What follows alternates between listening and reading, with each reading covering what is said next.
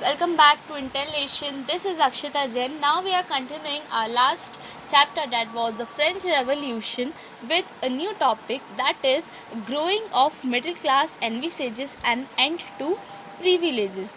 तो अब ये टॉपिक किस में आता है? ये आता है French society during late 18th century के स्ट्रक्चर में. तो इस टॉपिक में हमें बताया गया है कि कैसे मिडिल क्लास के लोगों का इस रिवोल्ट में इमरजेंस हुआ और कैसे जो नोबिलिटी और क्लर्जी को प्रिविलेजेस दिए जाते थे, जो बर्थ से दिए जाते थे. प्रिविलेजेस मतलब उन्हें जो अधिकार दिए जाते थे, राइट्स दिए जाते थे बर्थ से, वो कैसे ख़त्म हुए. तो जैसे कि हम हर रिवोल्ट में पढ़ते हैं कि स्टार्टिंग हमेशा मिडिल क्लास से होती है, तो पर फ्रेंच रिवॉल्यूशन के रिवोल्ट में ये अलग था. स्टार्टिंग इसमें पेजेंट्स और वर्कर्स के साथ हुई. क्यों? क्योंकि इसके दो कारण थे. टैक्स इंक्रीज हुए, फूड स्कैरसिटी हुए. तो इन दोनों चीज़ों से सबसे ज़्यादा प्रभाव पेजेंट्स और वर्कर को ही पड़ा, इसीलिए स्टार्टिंग पेजेंट्स और वर्कर्स हुए. पर पेजेंट्स और वर्कर्स का मूवमेंट हमेशा फेल हुआ. क्यों?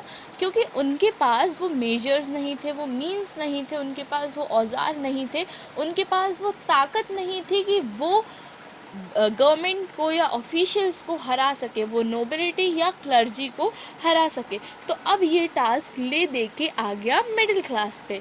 तो अब मिडिल क्लास कैसे इमर्ज हुई? तो पहले तो हम मिडिल क्लास के बारे में थोड़ा जानेंगे.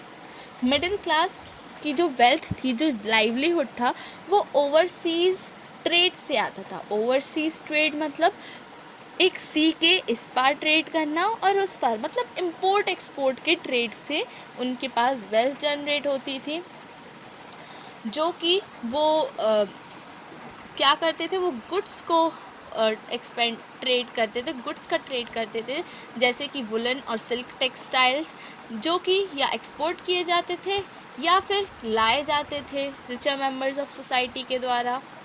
और वो कभी कभी जो मिडिल क्लास के लोग थे, कभी कभी लॉयर्स भी होते थे, एडमिनिस्ट्रेटिव ऑफिशियल्स भी होते थे. और जो मिडिल क्लास के लोग थे वो पढ़े लिखे होते थे और वो ये बिलीव करते थे कि एक सोसाइटी में, एक कंट्री में, एक किसी भी राज्य में कोई सोसाइटी को बर्थ से प्रिविलेजेस नहीं मिलने चाहिए, मतलब बचपन से उसे अधिकार नहीं मिलने चाहिए.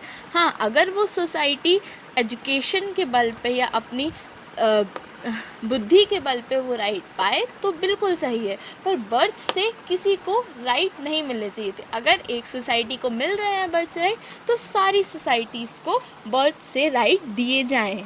तो ऐसे मिडिल क्लास सोसाइटी का इमरजेंस हुआ. अब इस मिडिल क्लास सोसाइटी में कुछ फ़िलासफ़र्स भी हुए.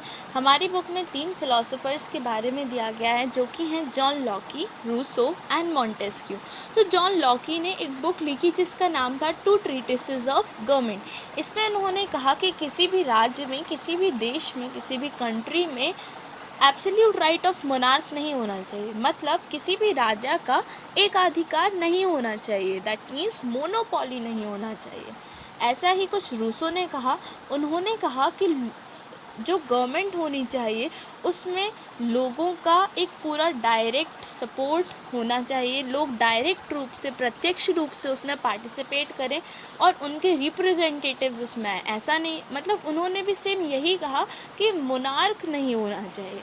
ऐसा ही मॉन्टेस्क्यू ने एक बुक लिखी द स्पिरिट ऑफ लॉज.